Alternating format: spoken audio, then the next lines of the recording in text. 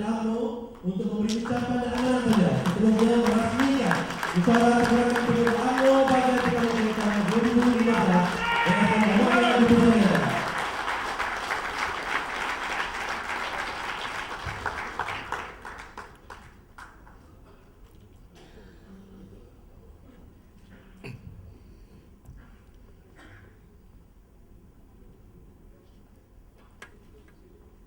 Assalamualaikum warahmatullahi wabarakatuh. Bismillahirrahmanirrahim. Alhamdulillahirabbil alamin wassalatu wassalamu ala asyrafil anbiya'i wal mursalin wa ala alihi wa sahbihi ajmain.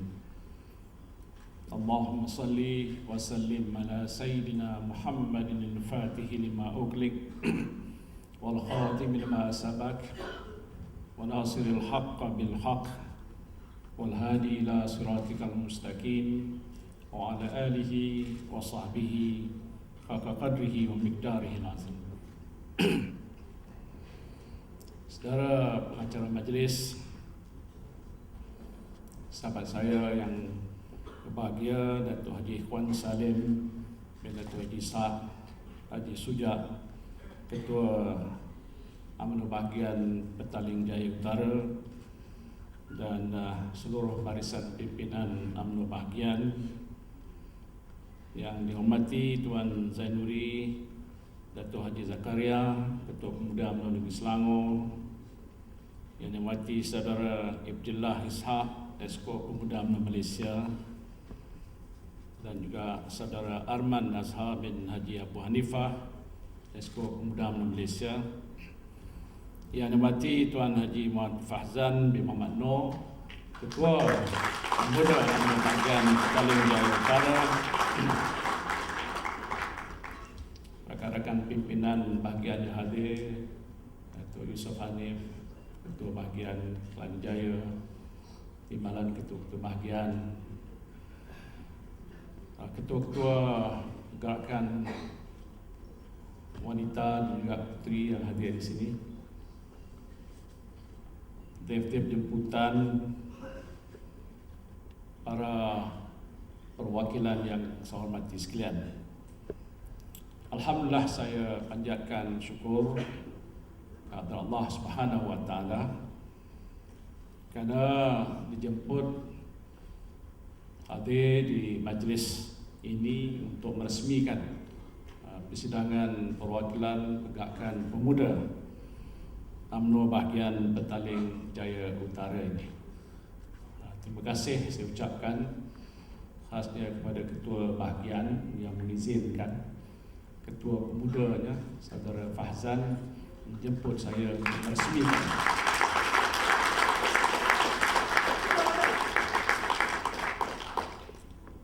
Sebenarnya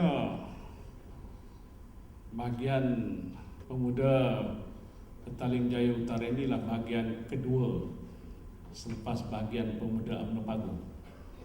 Jadi kalau kira lain daripada Paguh, the first one.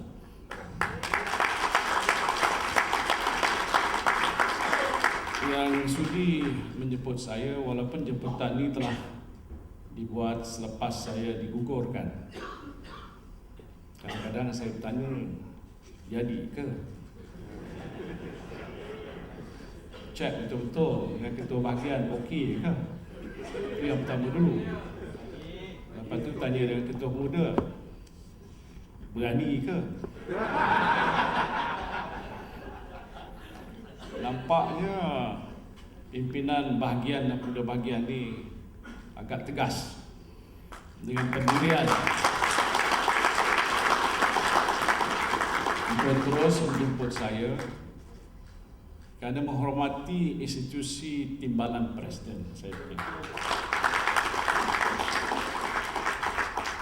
Walaupun saya tidak lagi berada dalam kerajaan, sebab itu tadi tidak ada YAB, yang A itu dah keluar dah. Tapi nampaknya penghormatan pada saya masih terus diberikan. Saya ucap terima kasih.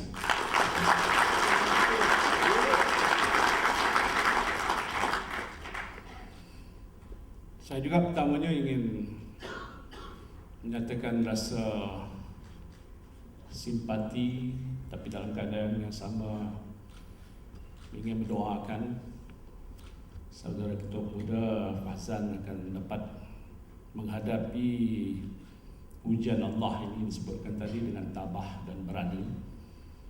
Kita berdoakan segala proses yang akan beliau lalui ini akan dapat dijalankan dengan sempurna dan baik, dan mudah-mudahan beliau akan pulih kesehatannya bagaimana yang kita doakan tadi dengan sebab persegeranya, insyaAllah.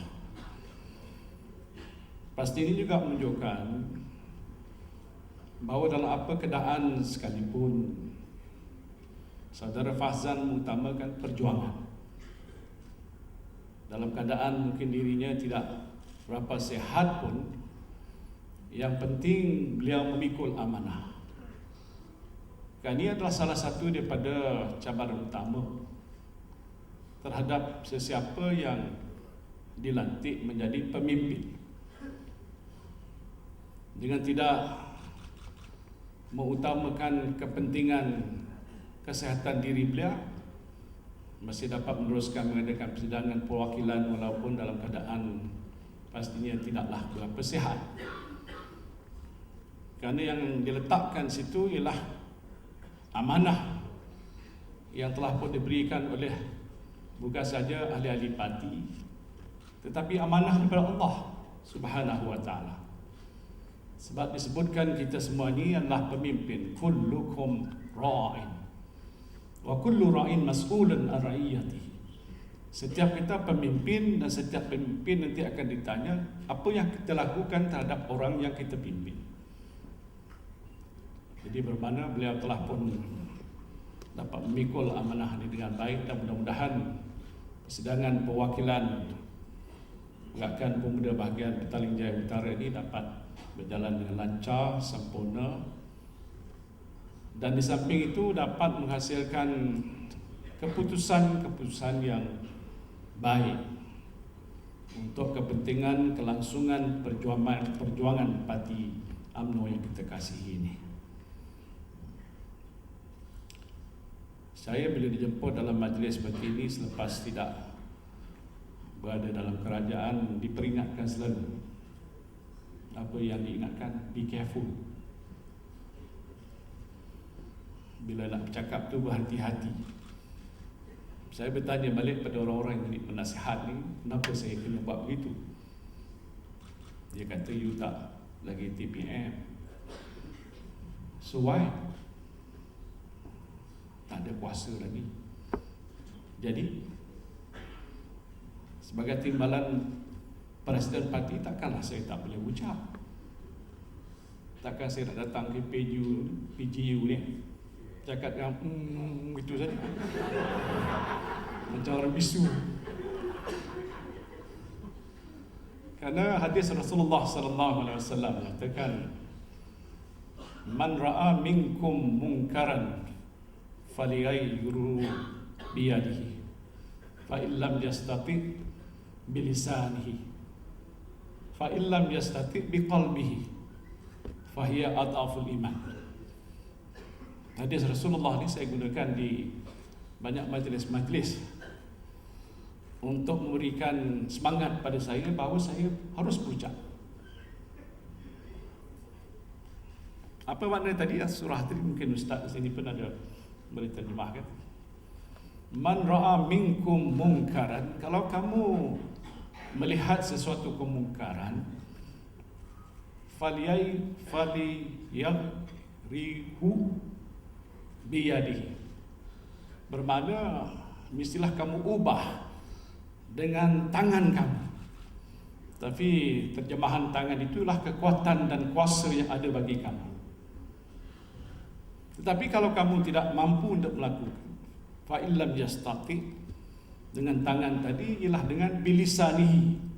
Ini semua ada di atas pentas dan di bawah pun ada lisan. Kalau tak ada, pasti dia tak boleh ucap.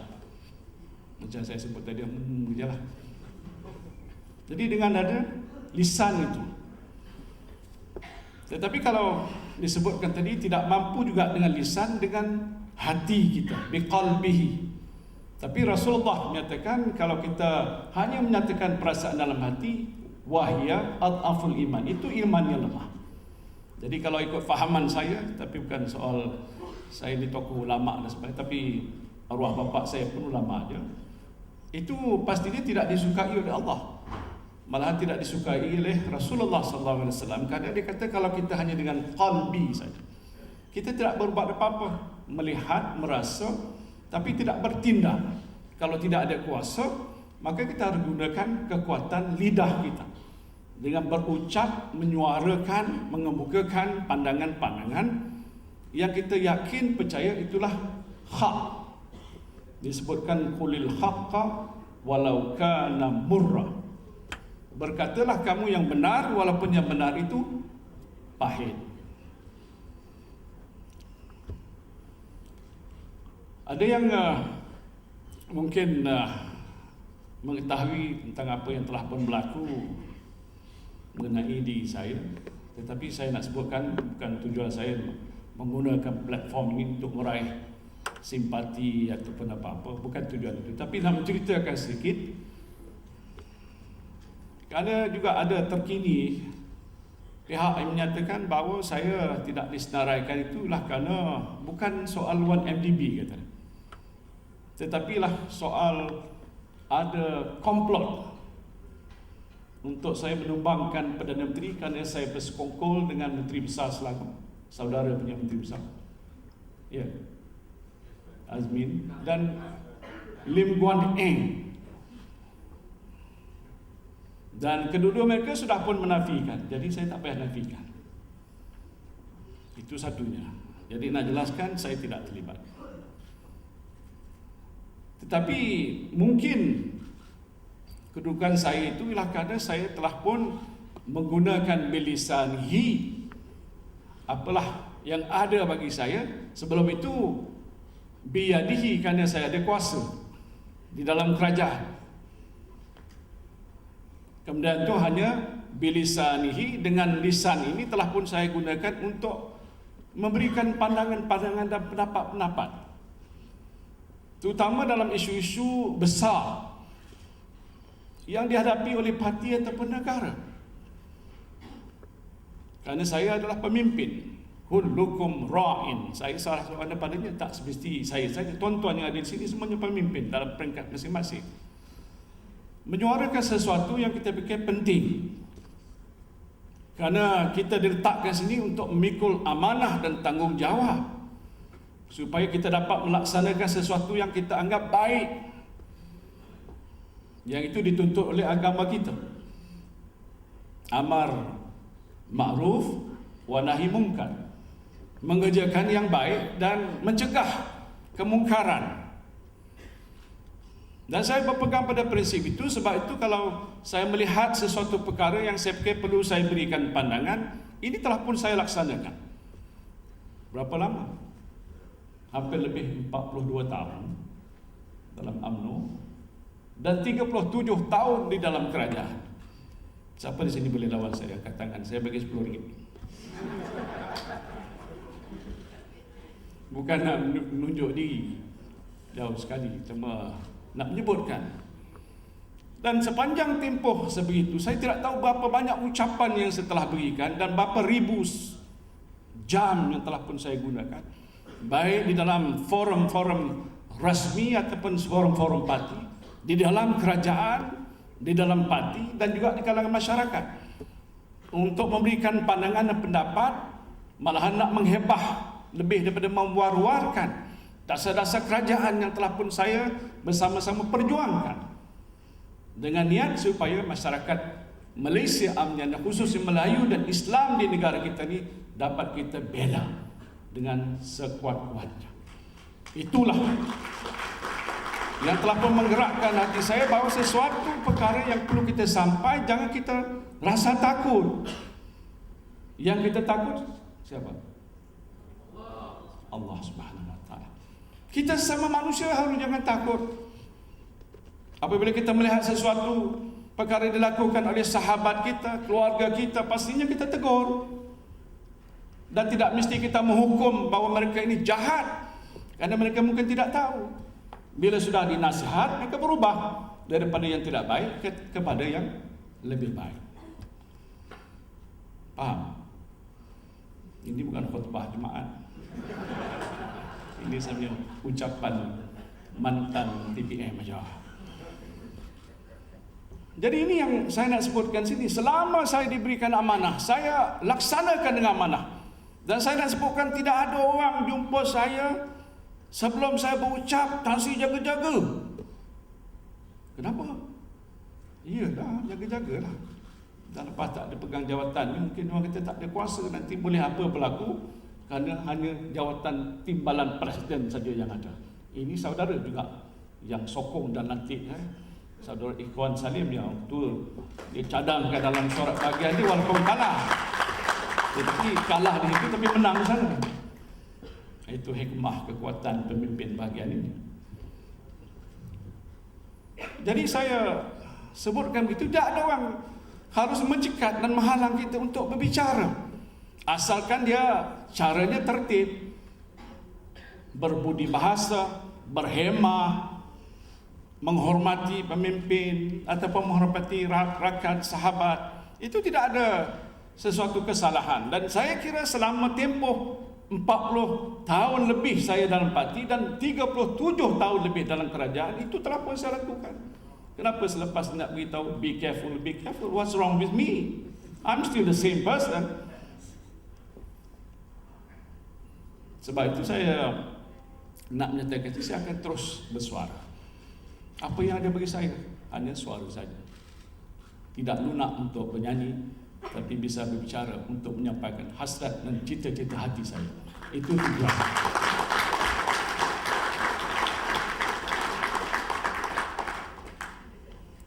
Dan saya sebutkan kepada yang amat berhormat Presiden Parti tentang tempoh masa saya bersama beliau. Berapa lama itu? Waktu saudara pilih saya timbalan Presiden, maka selepas itu kalau tak silap saya 29 April tahun 2009 menjadi timbalan Perdana Menteri. Dalam tempoh sepanjang itu sampailah berapa? 28 ya, yang baru lalu. Saya telah melaksanakan segala-galanya. Ada saudara mendengar bahawa di mana-mana saya ucap, termasuklah di sini tahun 2010, saya ingat dijemput oleh bahagian, mengkritik ataupun menghentam pemimpin ataupun menolak dasar-dasar yang telah diputuskan oleh saya dalam kabinet. Ada. Dilaporkan oleh media, ada media. Tak jawab media, takkan bisu. Tapi dia ada kuasa tajam menulis tu. So be careful, write properly. It's okay. Jadi agak baik ini. Apa yang saya maksudkan tadi, bahawa amanah dan tanggungjawab itu telah pun saya pikul. Dan dalam proses itu saya telah memberikan pandangan-pandangan kali ini dipertanggungjawabkan. Bila saudara telah memilih saya fikir itulah tugas yang saya harus buat. Kemukakan cadangan, kemukakan pandangan, dan sebahagian daripada dasar-dasar yang telah pun kita putuskan adalah hasil daripada perbincangan kita bersama. Dan bila sudah diterima sebagai mana disebutkan oleh ramai pihak collective responsibility, maka kita akur dan kita laksanakan. Cuma saya sebutkan hanya satu daripada ribuan isu masalah, iaitu mengenaan dengan apa dia? 1MDB. Dekat pagar saya tak payah sebut. Saya buat itu saja, dia dah tahu dah apa maknanya. Kerana yang Datuk Ikhwan sebutkan tadi, this is a big issue. Dia tak sebut apa, tapi semua orang faham. It is a big issue, something that we have not faced before. Kalau dia tidak menjadi isu, apa tujuan tubuh pasukan buat siasatan dan laporan-laporan dikeluar oleh media dalam negara dan media antarabangsa yang membicarakan tentang masalah ini? Kalau tidak ada, baik, senyap. Dan itu dianggap sebagai fitnah dan propaganda saja. Tapi pastinya bukan itu. Sebab itu dibincangkan dan dilaporkan. Kadang-kadang mungkin tidak tepat, kadang-kadang mungkin fakta-fakta baru yang kita tidak tahu. Jadi sebab itulah dalam soal begini, saya nak jelaskan soal ini kerana ada yang sebut kata ini bukan soal 1MDB, mungkin soal lain. Tak ada soal lain. Komplot tidak ada, apa tidak ada. Dan pendekatan yang saya sebutkan, saya gunakan untuk mengemukakan pandangan itu atas platform yang sepatutnya saya gunakan. Apa dia platform? Iaitu platform kerajaan. Di mana? Dalam jemaah menteri.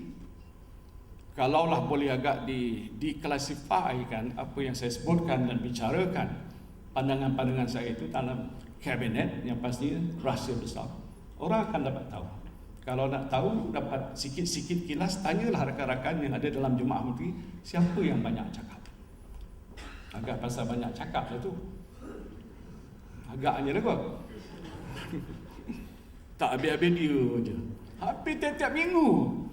Baik dalam soal baru ataupun isu-isu orang kata apa dia persebutkan, kalau dalam surat kita tu perkara-perkara berbangkit, hal-hal seperti itu dikemukakan.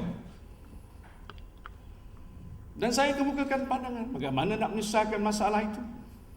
Kerana saya kata kalau isu 1MDB ini tidak diuruskan dengan bijaksana dan cari satu penyelesaian yang dikatakan sebagai suatu closure yang terbaik untuk negara dan rakyat, maka bebannya akan kita tanggung.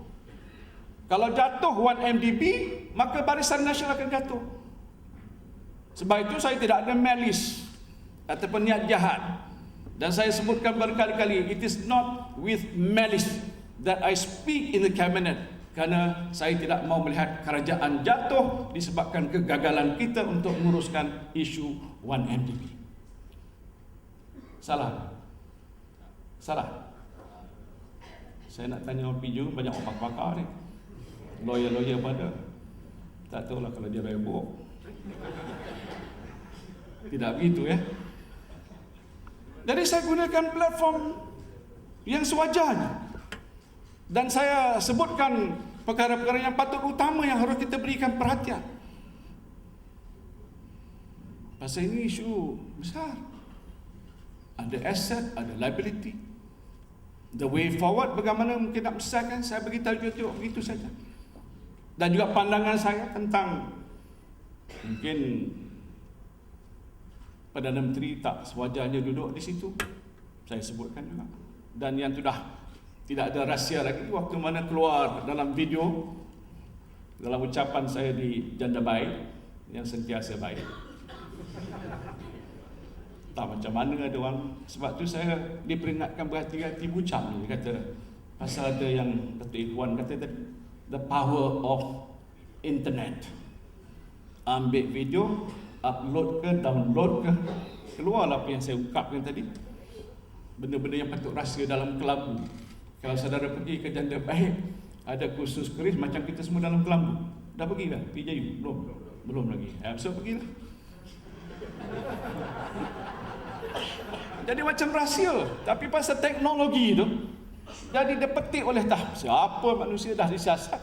Keluarlah berita, antara lain pandangan saya di dalam majlis tertutup. Itu parti. Tak boleh ke saya cakap dalam platform parti?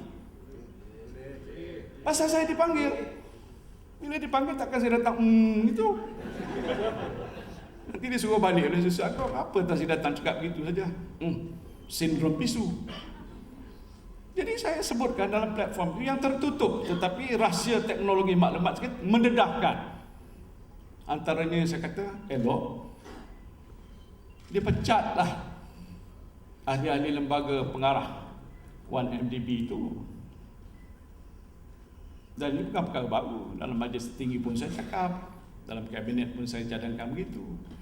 Pasal saya kata, kalaulah kita ada sebuah syarikat, kita bangun pagi besoknya kita lihat syarikat kita dah bermasalah besar dan hutang-hutang yang banyak. Bermakna segala mereka yang terlibat dalam board of directors, CEO semua itu memang orang tak jalankan tugas baik, tak amanah. Saya buang semua. Tak payah tanya lagi, saya buang, ganti cari orang lain yang lebih amanah. Betul tak? So with 1MDB. Salah ke? Ha? Saudara jadi hakim begini ni. Bukan saya nak mempertahankan diri saya, tapi nak mempertolkan persepsi. Kerana ada pihak yang pergi ke tempat lain menceritakan lain. Seolah-olahnya saya ni jahat. Saya tak menghormati institusi presiden. Saya bertindak luar batas. Cuba saudara hakimi. Kalau saudara kata saya jahat, beritahu sebelum saya balik. Jangan ajak saya minum kopi pun tak apa. Apa yang saya buat? I just say what I think is necessary. Mungkin ada pihak yang enggak rasa berlebih-lebih sangat ke? Tengah bercakap ni.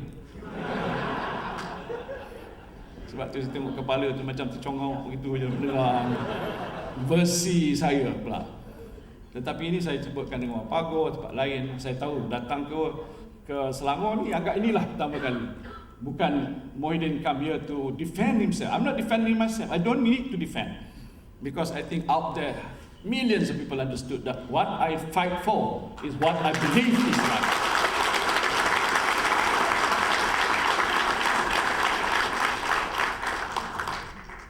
Tadi saya suarakan dalam kabinet, dalam platform parti, yang mutakhir hari itu ialah dalam meresmikan persidangan perwakilan UMNO bahagian ceras, The Great Syed Ali. Sebelum saya nak datang tu tanya, are you sure you want to call me? Tak Sri, saya dah lama jemput semua orang. Bahagian cerah jemput semua orang, daripada bekas presiden, bekas timbalan presiden, naik presiden, timbalan presiden. So what's the problem? Tak apalah, saya tanya aja. Kok benda last minute you nak tukar lah, tak apa. Tapi itu sebelum saya dipecat. Jadi, dan saya lihat tidak ada sesuatu perkara yang luar biasa. Cuma pandangan itulah, ya. Lebih-lebih lagi sudah bila tercetus. Siapa yang keluarkan? Bukan saya. Wall Street Journal. Pasal saya ada baca pernyataan presiden yang menyatakan seolah-olah apa yang disebutkan dana khas itu yang dipegang oleh presiden waktu dia jadi timbalan presiden, dia tak pernah bertanya soal itu. Presiden boleh confirmkan juga bahawa sepanjang saya jadi timbalan, pernah tak saya bertanya dengan beliau tentang soal duit? Tak pernah, tuan. Tak pernah. Only when Wall Street Journal come out with that news, and the whole world knew, it's not just me alone. I should speak a bit of English because this PJU.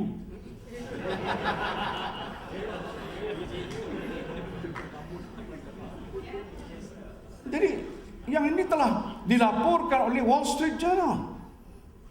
Nak kata dia besar sangat Wall Street Journal, taklah, saya tahu. Tapi orang kata dia among the more prominent international media owned by Dow Jones yang melaporkan banyak urusan-urusan dunia dan sebagainya. Dan dia berkata kalau sesuatu perkara itu nak dikeluarkan, ada satu barisan panel yang akan meliti dan sebagainya lah. Itu soal dia lah.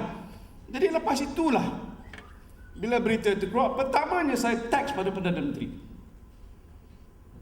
This is something surprising. Ini cerita yang agak luar biasa. Membuat tuduhan pada Presiden Parti, Perdana Menteri, bahawa ada menerima sejumlah itu. Dia tidak kata terima, tapi tuduhan-tuduhan itu mengatakan seolah-olah diterima sejumlah berapa? 700 million US. Saya tengok pun macam saya nak pensan. Orang PJU banyak duit, dia tak pensan lah, biasa. Jadi saya kata, this is something you have to deny. Itu pandangan nasihat pada saya. You have to come out with a denial. Tanyalah, saya dalam teks saya, dalam telefon saya itu ada lagi, simpan demi itu. Elok bagi penjelasan, elok deny. Dan lepas tu Presiden jawab, yes, thank you, I have already made a statement. Dan saya dah suruh pada pihak yang berwajib untuk to clear the air. Good. Is that wrong? Tetapi bila berita seperti itu keluar, saya rasa, dan tuan-tuan pun yang membaca pastinya akan rasa satu perasaan, ini apa dia ni? Pasal saya sebutkan awal tadi, saya tak pernah pun bertanya. Hatta kalau dia katakan wang tu sudah ada di situ tahun 2013, tanyalah Presiden Parti. Ada pernah saya tanya? Tak pernah saya tanya. Saya pun tak tahu dan dia pun tak beritahu. Sehinggalah bila keluar berita itu, dia panggil saya dan beritahu. Dan bila dah beritahu, tentulah saya tanya, berapa banyak? Siapa bagi? Tak boleh. Sebagai timbalan presiden. Yang patut selepas presiden timbalan. Kalau tidak, tak usah beritahu saya. Saya pun buat tak tahu je lah. Tapi bila orang tuduh begitu dan saya sebagai timbalan, takkan saya tak biarkan begitu. Saya harus tahu. Dan kalau seluruh dunia dan rakyat Malaysia tahu, takkan timbalan Perdana Menteri, timbalan presiden tidak diberitahu atau tidak mengetahui ataupun tak nak tahu langsung. Saya fikir saya tidak beramanah. Saya tidak bertanggungjawab kalau saya bertindak sebegitu. This is a big news, and this somebody coming out from somewhere in US coming with this report, blaming or alleging there is this appropriation or misappropriation of fund of $700 million. Jadi dia panggil saya, panggil Setiausaha Agung, panggil Bendahari Agung. Sehari sebelum sepagi itu sebelum mesyuarat kabinet. Saya dah tak ingat tarikh. Sekarang ni saya dah kumpul dari tarikh. Orang dah tua punya, saya tak ingat tarikh. Tapi peristiwa itu saya ingat. Dan dia maklumkan. Sudah tak resa lagi kan. Pasal SPRM kata dah okey. Mana betul lah kan.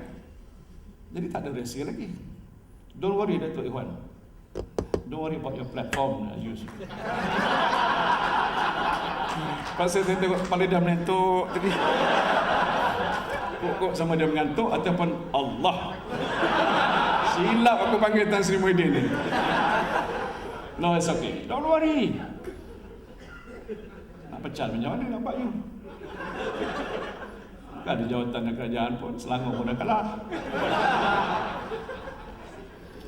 No. Saya bercerita je, bukan saya nak pecat ni kan. Cerita, jadi supaya mudah faham. Orang Selangor ni patut lebih tahu juga pasal ni di mana the center of everything is here. Jadi saya jelaskan. Saya bertanya dan dia terang. Saya bertanya lagi, dia kata gini, banyak. A lot, kata dia. Dia tak beritahu siapa. Ini bukan rahsia, dah ada orang laporkan. Masuk akaun, dia mengaku. Akaun sendiri dia mengaku. Jadi bagi saya hari ni tak ada apa-apa kan. Bukan nak membocorkan rahsia, dah pengakuan ni buat. Dah dikonfirm oleh SPRM, tak apa lah. Tapi juga sebagai timbalan presiden boleh tanya. Akaun 2013, sekarang 2015. Bila Peguam Negara baru ni buat pernyataan 7 akaun telah pun dibekukan. 7 akaun dibekukan. Ada baca berita Tapi lepas itu esok hari ini beri satu kenyataan mengatakan satu pun daripada 7 itu tidak dimiliki oleh Perdana Menteri. Very good. Pasal apa? Pasal akaun itu sudah pun ditutup tahun 2013. Okey. So apa cerita? Cuma nak tahu sebagai timbalan presiden agak boleh tanya tak? Waktu ditutup tu banyak lagi tak duit dalam? Orang tanya dengan saya, dia kata, Tasi boleh tak saya tanya? Saya kata apa? Bila presiden tutup akaun tu, pasal dia kata untuk belanja bukan saja pilihan raya, ya. Ini saya nak cakap betul-betul, nanti macam dedah gitu. Berapa banyak untuk parti dan sebagainya? Berapa banyak? Jadi bila tutup akaun tu, macam kita punya akaun tutup dalam bank, nak pindah ke bank lain, mesti ada baki tak? Kalau tak ada baki tak payah tutup, dia tertutup sendiri. Betul tak?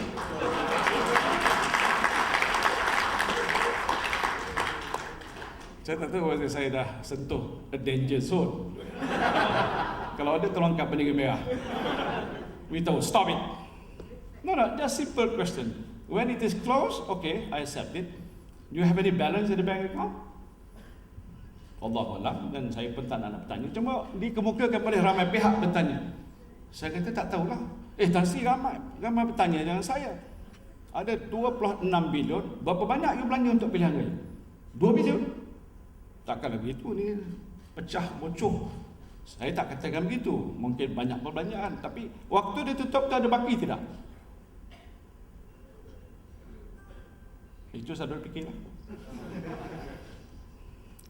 Jadi apa yang saya nak sebutkan sini ialah bahawa segala tindakan yang saya ambil bagi saya adalah mengikut peraturan. berhemah. Saya membaca kenyataan Presiden Parti hari ini, dia kata dia tak suka semua yes man. Betul tak? His statement like that. Dia tak suka yes man. Dan saya pun dah kata saya bukan yes man.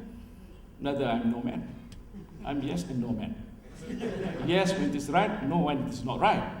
Betul.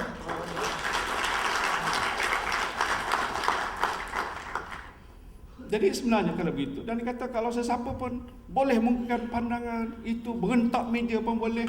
Cuba tanya Presiden Parti, pernah tak saya hentak media di hadapan beliau? Saya ni kan orang berhemah kan. Cara pun macam bodoh je kan. Mana ada hentak meja, mengangkat suara pun tak ada.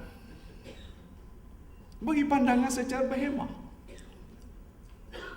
Salah? Ha? Habis kenapa gugur saya?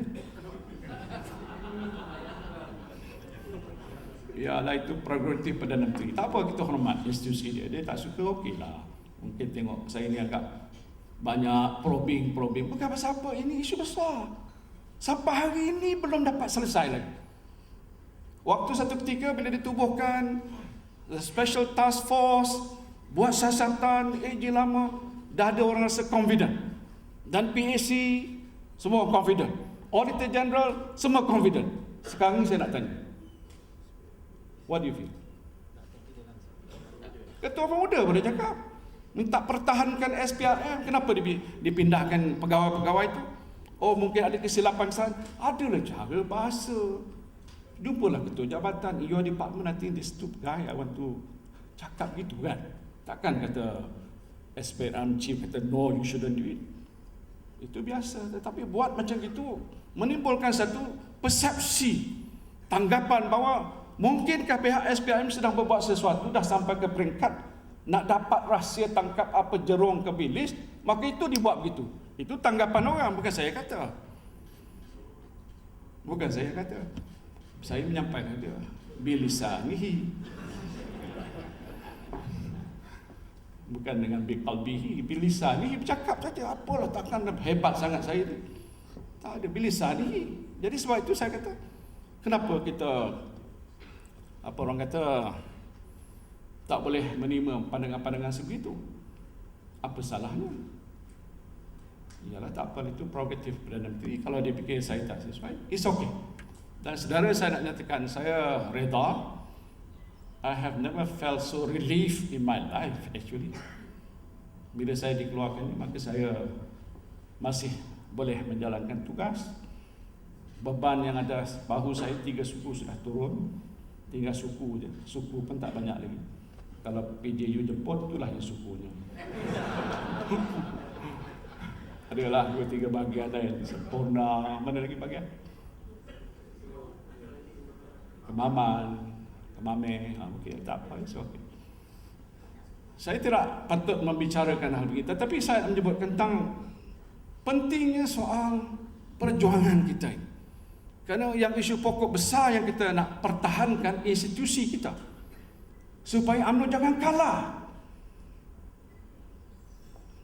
Maaf, orang Selangor dah kalah. Nak merebut semula. Saya tanya banyak ketua-ketua bahagian dan masa Selangor goyang dengan pelbagai-bagai hal. Saya tanya, kalau besok agaknya dia ada Dewan Undangan ini dibubarkan, orang Selangor kita boleh menang. Seorang pun tak kita boleh menang. And even now we will ask you, because I am the director of operation, can we win tomorrow in Selangor? To be frank. Itu sebab saya kata, kalau besok ada pilihan raya,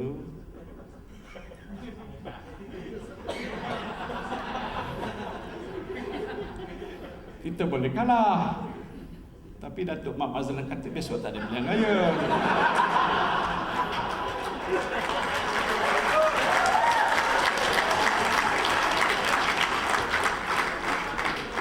Memanglah saya tahu.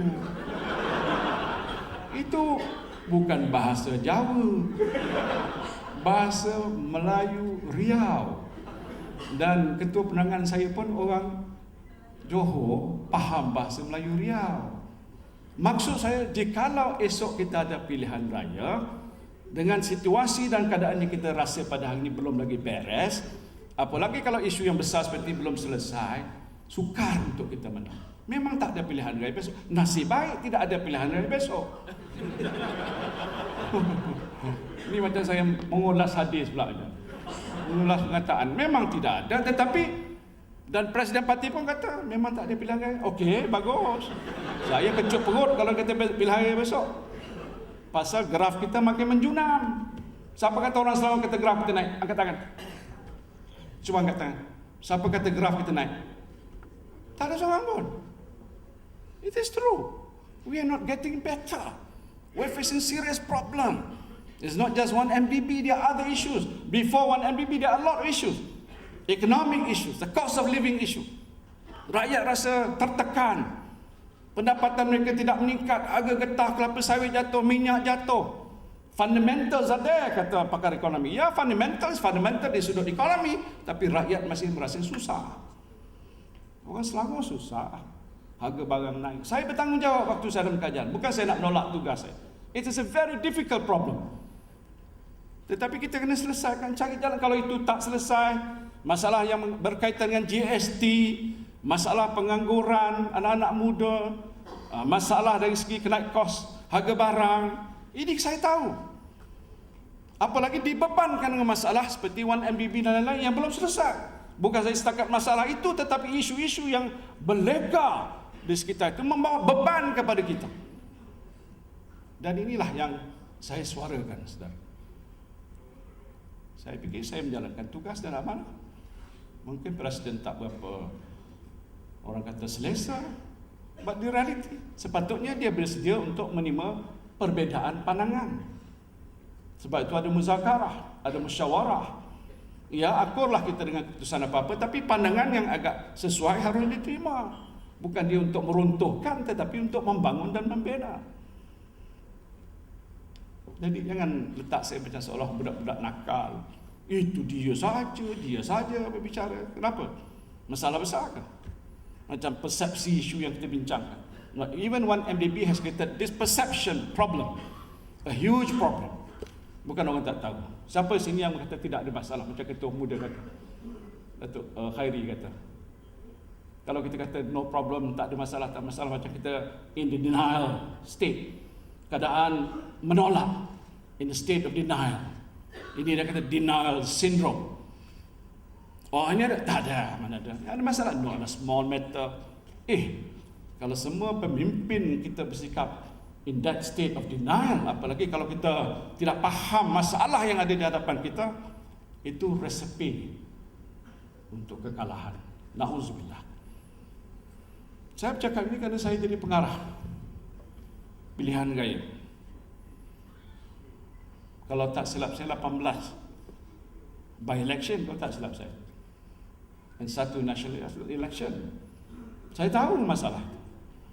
Dan sebab itu kita nak supaya pimpinan muda yang nak sentuh last before saya duduk, kerana saya nak saudara nak bermesyuarat.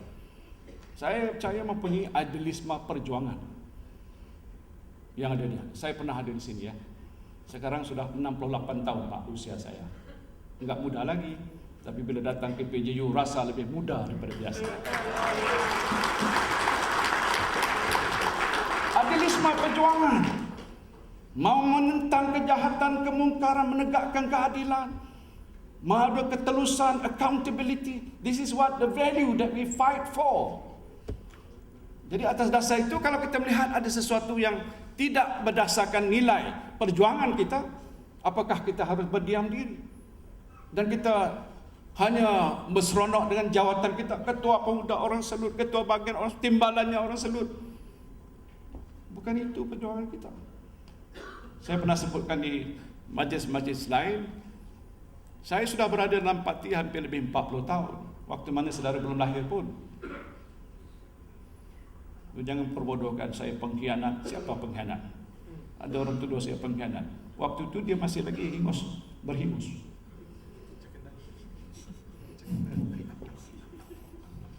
Takkanlah saya berbuat macam inilah jadi pengkhianat. Pasal saya tidak letak dalam jemaah menteri sudah pengkhianat. Sebelum itu semua tabik saya.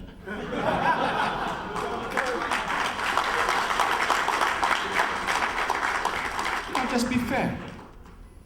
We're facing a difficult time. Ini zaman susah. Bukan zaman kegemilangan. Ia adalah perjuangan Rasulullah mengharungi zaman senang, zaman susah. The golden era. But to achieve that golden era, you got to go through difficult times. And this is difficult time. Saya sebagai rakyat Malaysia masih yakin Malaysia mampu keluar daripada keadaan begini untuk menjadi sebuah negara yang maju dihormati. Ini difficult time. Dan this difficult time needs every one of us. Seluruh kepimpinan, baik di peringkat pemuda yang ada idealisme perjuangan tadi mesti berani. Itu ketua muda sebut tadi ya. Khairi sebutkan tadi. You must be brave to face this challenge. Sebab zaman susah macam seperti zaman perang. Ada sejarah pejuang-pejuang zaman khalifah dahulu. Khalid ibn Walid dan lain-lain tokoh-tokoh hebat besar yang pergi ke medan perjuangan. Sebahagian mereka balik dengan kejayaan, ada juga yang tumpah jatuh sebagai syahid dalam medan perjuangan. Demikian juga dalam zaman moden sekini, kita berhadapan dengan masalah besar dalam negara. Apa yang harus kita lakukan untuk menyelesaikan masalah ini? Kalau saudara kata saya ada kuasa, okey, buatlah sesuatu. Kalau tidak ada kuasa, bilisani pandangan kita. Kenapa kita takut? Orang PJU tak takut. Iyalah. Takkan dia boleh buang ketua muda. Ketua bahagian. Apa ada jawatan? Tak ada apa. Saya bukan nak mencabar, tapi macam-macam nak mencabar lah. Berani tak tampil ke depan, suarakan di hadapan Presiden Parti. Bercakap yang benar, nyatakan, dapat data, fakta, tanya dan kemukakan apa jawapannya, apa penyelesaiannya. Bukan soalan, tapi what is the solution? How do we move forward? Dan kita tidak dimurungkan dan ditekan dengan sentimen-sentimen yang agak lembik dan lemah. Now is this sentiment, murung keadaan. Saya jumpa ramai, dan tuan-tuan pun jumpa ramai. Tak ada satu pun yang saya dengar seronok dalam keadaan begini. Pergilah majlis kerja kahwin, tak tengok muka pengantin pun, cerita itu juga. Pengantin cantik pun tak tengok orang lain pakai cantik, tak tengok dia, cerita hak itu je. Betul tak? Siang malam nak tidur pun letak iPhone ke Samsung sebelah. Kok tengah malam bangun tengok itu, cerita itu juga keluar.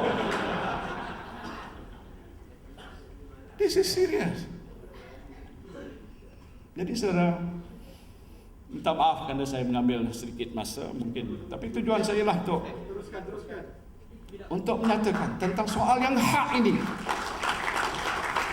Tak apa, saya sanggup menerima apa saja.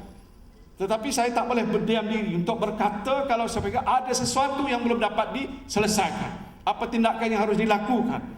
Kalau orang tidak berani bersuara, saya berani bersuara. Tidak.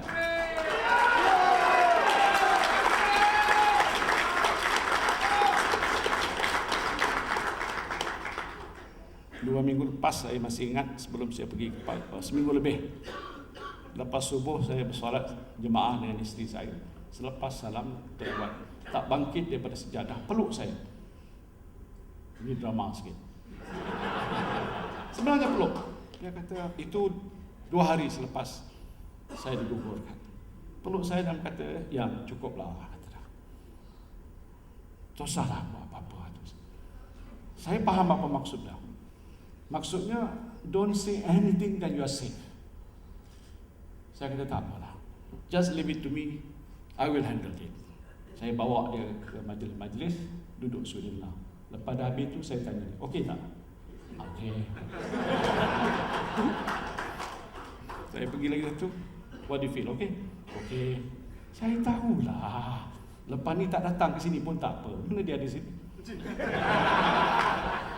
Mengingatkan saya. Mana sahabat baik, keluarga apa lagi, yang lain kata, eloklah tak sah. Tetapi saya manusia ni saudara, lagi dulu sejarah saya kan. Bukan saya nak membangga diri, tapi orang boleh melihat sejarah perjuangan Muhyiddin Yassin. Kalau saya terpaksa gerakkan hati saya, mungkin saya gerak, bukan saya gerakkan hati saya, Allah yang menggerakkan hati saya. Walau mana selepas tahun 2008 pilihan raya umum yang lepas, di mana kita menang tapi majoriti merosot dan tidak memiliki 2/3 di parlimen, saya pergi ke pejabat timbalan Perdana Menteri waktu itu, Datuk Najib. Saya bertanya dengan dia, what do you think? Dia kata, it's not good.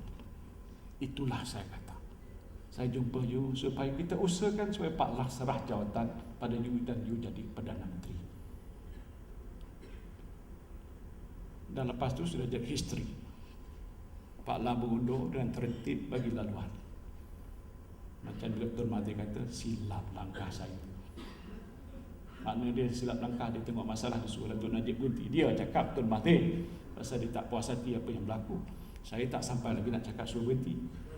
Nanti orang kata, dekat PJU timbalan presiden suruh presiden berhenti. Tak cakap kan kawan? Orang lain cakap. It is a use of words.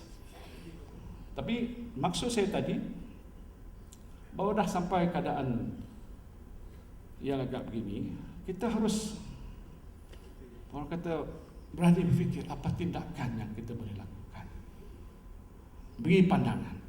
Dan saya ingin mengucapkan syabas pada Ketua Muda UMNO Malaysia, Ketua Wanita UMNO Malaysia juga, yang saya lihat sudah bersedia untuk memberikan pandangan. Tak apa, supaya lebih ramai orang bersuara, lebih ramai pucuk pimpinan tahu. Saya adalah antara pucuknya, tapi bukan pucuk yang tertinggi. Ini perlu kita beri perhatian. Saya ceritakan sejarah saya tadi ialah kerana waktu UMNO diharamkan tahun 1988. Siapa ada di sini? Oh yo, muda sangat. Saya sudah jadi Menteri Besar Johor. Datuk Isham belum jadi apa-apa. Saya boleh cakap cerita. Dan bila UMNO diharamkan, maka perpecahan Melayu agak jelas di seluruh negara. Dan kerana saya jadi Menteri Besar di Johor waktu itu, saya rasa saya bertanggungjawab untuk menentukan orang Melayu khususnya dan rakyat Malaysia di Johor mesti bersatu padu. Dan saya peringatkan diri saya, tidak maulah saya waktu tidak lagi ada di Johor, ditulis dalam tinta sejarah Johor bahawa ada manusia yang waktu itu menjadi Menteri Besar, iaitu saya, tidak berbuat apa-apa untuk menyelesaikan masalah perpecahan Melayu Johor. Apa saya buat? Saya anjurkan Perhimpunan Melayu Johor. Memang tuan-tuan tak ingat. Baru lahir ataupun masih lagi di alam barzah. Dah tua saya ni, banyak pengalaman. Jadi nak buang-buang masuk rugi buang saya.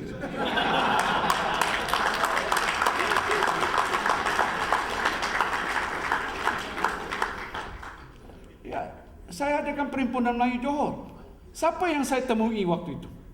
Almarhum Tun Hussein On, yang sudah puluhan tahun tidak balik ke Johor.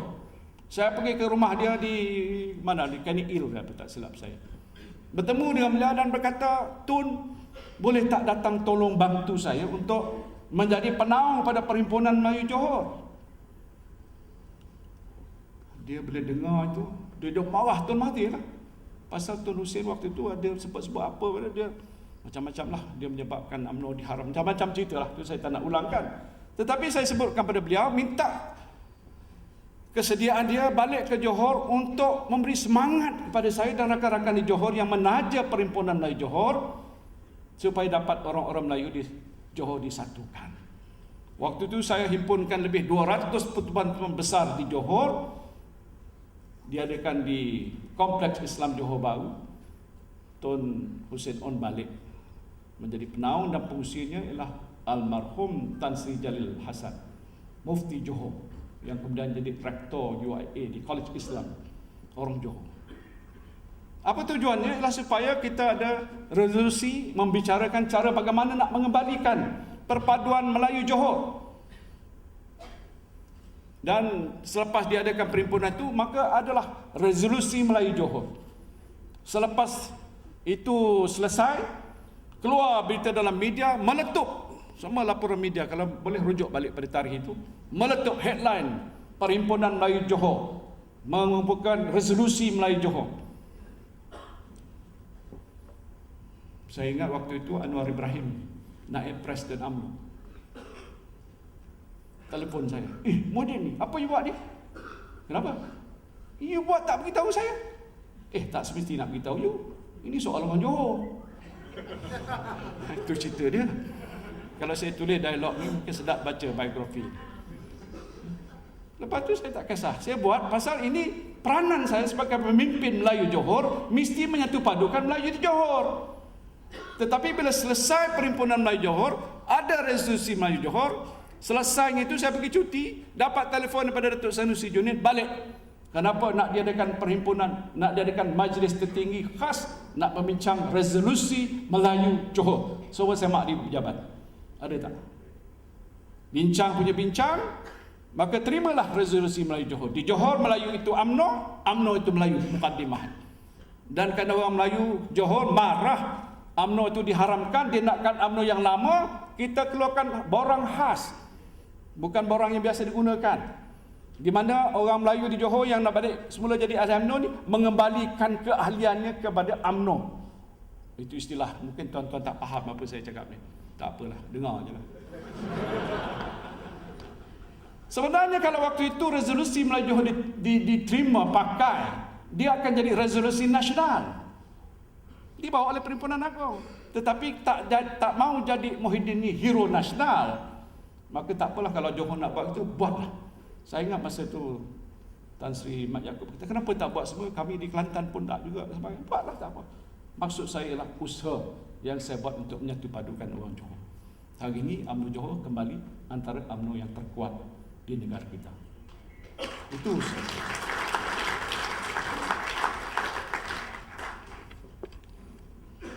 Isu perlembagaan. Apa dia? Saya tak nak cerita nanti Raja Johor marah saya. Cerita yang menyebabkan pindaan perlembagaan. Saya di Johor juga menghadapi masalah sedikit kerana isu tak boleh sebutlah. Tak apalah. Jadi yang saya maksudkan, saya fikir perjuangan saya yang telah pun saya laksanakan ialah tidak lain, bukan berdasarkan pada perjuangan yang dikehendaki dengan nawaitu yang baik, bukan niat yang jahat. Jadi jangan salah faham. Kalau ada orang memfitnah, saya tidak melakukan perkara-perkara sebegitu. Jadi saudara, cukuplah dekat ini ucapan saya rasa berterima kasih kerana dapat platform ini untuk menjelaskan sedikit sebanyak. Saya tidak fikir cerita saya itu terlalu penting, tetapi mungkin itu memberikan sedikit gambaran tentang betapa peranan pergerakan pemuda yang menjadi pembicara tentang masa depan negara ini mesti kita perkukuhkan. Pemuda harus berani, pemuda harus tampil ke depan untuk menyuarakan isu-isu besar, tak boleh berdiam diri, berikan pandangan rasa dengan tidak rasa bimbang dan takut, kerana kita berhadapan dengan satu zaman susah sebelum kita menempuh zaman yang agak lebih senang, insya-Allah di masa kehadapan. Terima kasih saya ucapkan doa saya sekali lagi pada Ketua Muda, tabahkan hati, doa selawat malam sajadah dan lain lagi. Mudah-mudahan bila selesai operation balik semula dengan kekuatan baru dan kesihatan yang lebih baik, insya-Allah.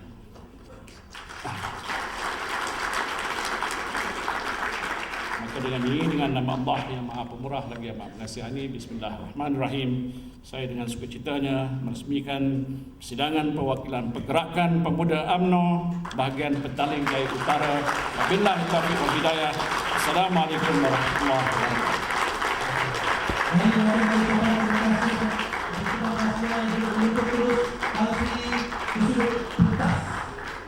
Jadi